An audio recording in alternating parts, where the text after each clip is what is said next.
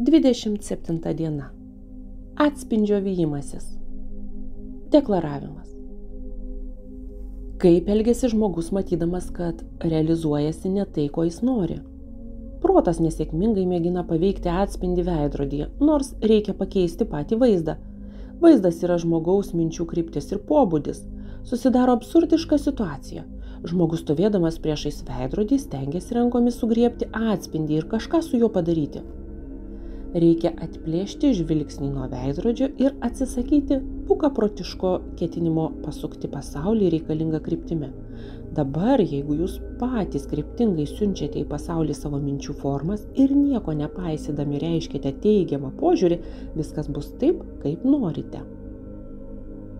Aiškinimas. Reikia inventorizuoti mintis ir paimti iš ten visas dalelytės ne.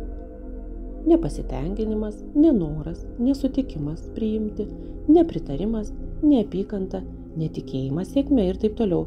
Visas šias šiukšles būtina sugrūsti į maišą ir išmesti į sąvartyną. Jūsų mintys turi būti orientuojamos į tai, ko jūs norite ir kas jums patinka. Štai tada veidrodyje atsispindės tik malonūs dalykai. Kitas vertus, būkite pasirengę tam, kad kurį laiką jūsų pasaulio sluoksnyje nebus matyti jokių pokyčių. Arba priešingai, lyg tyčia pasipils visokie nemalonumai. Bet tai laikini nepatogumai susiję su kraustymusi į naują santykių su realybė lygmenį. Juk žinote, kad veidrodis veikia vėluodamas. Reikia nieko nepaisant laikyti savo krypties. Ramiai ištverti pauzę, kai nieko nevyksta. Turi būti taip, kaip toje pasakoje. Atsigręši, akmeniu pavirsi.